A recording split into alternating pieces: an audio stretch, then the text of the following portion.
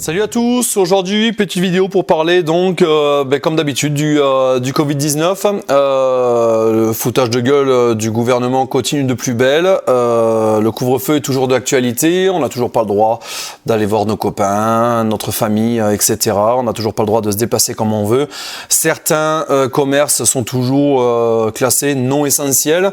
Voilà, donc ce mot là, non essentiel, il commence quand même à marquer les esprits, parce que qu'est-ce qui est exactement non essentiel dans notre pays? Il va falloir que Macron nous explique, parce que quand s'il y a des activités, s'il y a des magasins qui existent en France qu'ils ont classé non essentiel, c'est qu'a priori quand même il répondait à un besoin. Donc on peut pas dire qu'un magasin est non essentiel.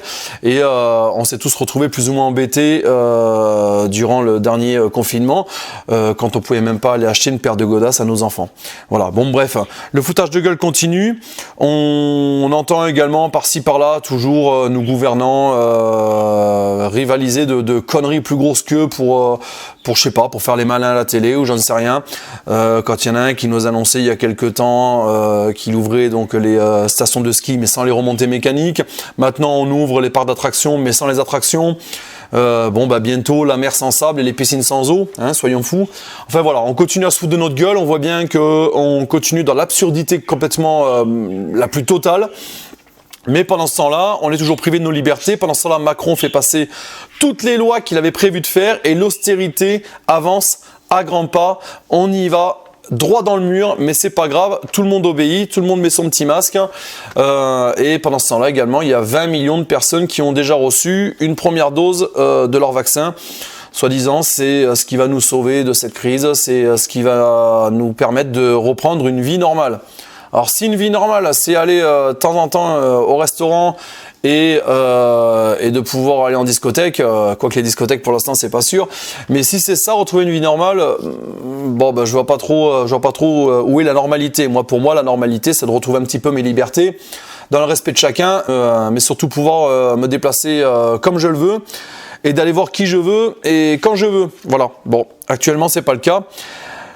Tout ça pour protéger donc soi-disant la population. Toutes ces mesures restrictives ont été mises en place soi-disant donc pour protéger la population à cause de cette pandémie du Covid-19. Donc on a un chiffre, ce chiffre il est officiel, on va le prendre, c'est pas grave, hein. Il est donc de 107 000 décès depuis le 1er mars 2020. Et on a également un autre chiffre, c'est le service des réanimations qui a enregistré exactement 11 708 patients présentant des signes de Covid-19 entre le 5 octobre et le 27 avril. Voilà, donc 11 708 patients qui sont passés par le service de réanimation entre le 5 octobre et le 27 avril 2021 qui présentaient ou qui ont eu le Covid-19 et qui ont eu donc des complications suite à ce Covid-19. Donc on se rend bien compte que déjà 11 708 patients, on est loin des chiffres hyper alarmants qu'on nous vend à longueur de journée à la télévision, à la radio, dans les médias quels qu'ils soient, où on nous dit que les urgences sont saturées, qu'il y a 5, 6 000, 7 000 personnes en réanimation, etc. Donc oui, il y a du monde en réanimation, mais ça, c'est pas nouveau. Les urgences, les réanimations sont saturées, mais ça, c'est pas nouveau. Ça fait des années que les aides-soignants, que les hôpitaux tirent la sonnette d'alarme, et plus ils tirent la sonnette d'alarme, plus les gouvernements successifs leur ont coupé le budget. Alors à un moment donné, forcément, ça se ressent, et avec le Covid-19, ça nous pète à la gueule, ou alors du moins, ils en profitent pour que ça nous pète à la gueule et que ça fasse peur. Voilà. Mais en attendant, le service des réanimations, c'est chaque année qu'il est saturé, ça change pas, il n'y a rien de nouveau là-dedans. Qui est peut-être un peu plus de complications que d'habitude à cause du Covid-19, bien sûr, hein, ça va de soi, c'est d'une logique implacable. Mais en attendant, voilà, il y a eu, entre guillemets, seulement 11 708 patients qui sont passés en service de réanimation entre le 5 octobre et le 27 avril, qui concernaient réellement que le Covid-19. Ça veut dire que toutes les autres personnes, je sais pas, j'ai pas les chiffres, mais c'est clair que on est loin des chiffres alarmistes qu'ils nous ont donnés. Ça veut dire que tous les autres, sont peut-être passés en réanimation parce qu'ils ont eu un accident de voiture, ils sont peut-être passés en réanimation parce qu'ils ont fait une crise cardiaque, etc. Voilà, il peut y avoir plein de causes. On va pas en réanimation que pour le Covid-19.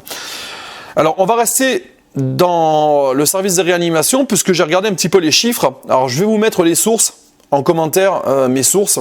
que j'ai trouvées donc sur internet en commentaire pour que vous puissiez aller contrôler ces chiffres, parce que souvent j'ai des commentaires où on me dit ouais mais si tu cites pas les sources, comment veux-tu qu'on vérifie tes dires?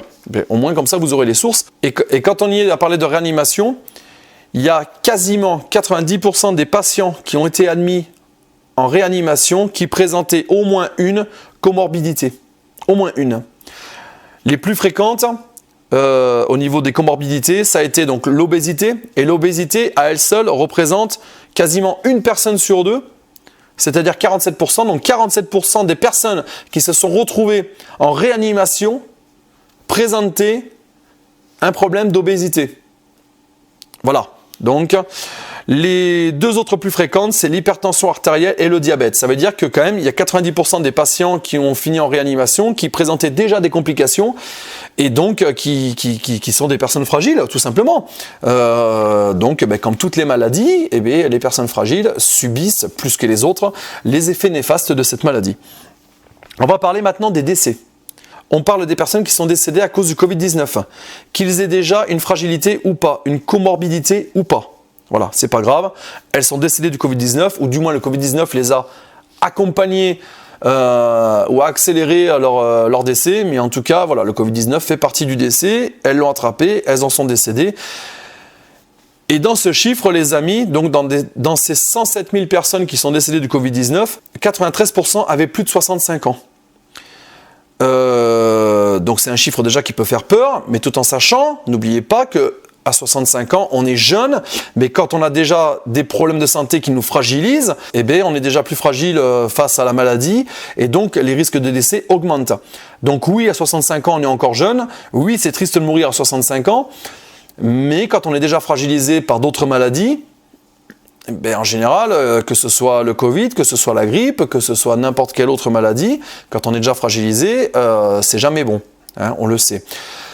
Là où on va parler un petit peu donc, de ces 93% qui ont plus de 65 ans, c'est que parmi ce pourcentage, il y a 15% qui ont entre 65 et 74 ans. Et donc pour les plus de 75 ans, ça représente 77%.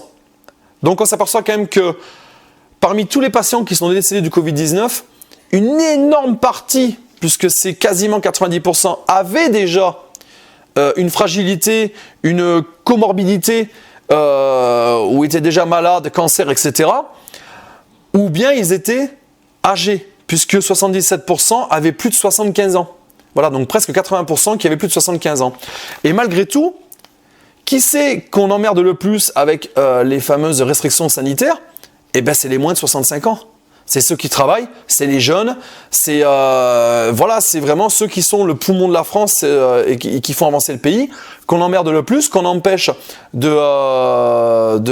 se promener librement, d'aller et venir librement, et finalement qu'on envoie également se faire vacciner, alors qu'il suffit de vacciner les personnes les plus fragiles. Voilà, je vous laisse avec ça. Vous pouvez partager comme d'habitude et liker la vidéo si ça vous dit. Et n'oubliez pas de vous abonner à la chaîne Facebook et à la chaîne YouTube. Vous avez les liens dans la description. Voilà, donc le foutage de gueule continue. On continue à insister sur la vaccination. On continue à nous mettre des restrictions de liberté. Le couvre-feu qui va passer à 21h. Waouh, super, on va gagner 2 heures. Ensuite, ce sera à 23h, waouh. Et puis après, on arrivera à l'été. Et puis là, on verra ce qu'on aura le droit de faire. Parce que d'ici là, y a tout qui est en train de s'annuler. Toutes les fêtes locales, tous les festivals, les marchés de plein air, les concerts, machin, tout est en train de s'annuler. Et en fait, on voit bien que quand même le loisir va être encore une fois cet été très, très, très durement touché. Voilà. Et n'oubliez pas surtout votre passe sanitaire pour peut-être accéder à certains espaces publics. Parce que je vous le rappelle que dans la loi qu'ils ont votée, il n'y a rien qui stipule que ce pass sanitaire doit être réservé aux événements de plus de 1000 personnes. Ça veut dire que si dans 15 jours, ils ont l'idée de modifier la loi et d'imposer le pass sanitaire pour même des rassemblements où il y a une centaine de personnes, ils le feront. Voilà. Allez, je vous laisse partager la vidéo, je vous laisse la liker, je vous dis à la prochaine pour une autre vidéo. C'était Kent, le complot de la théorie. Bye.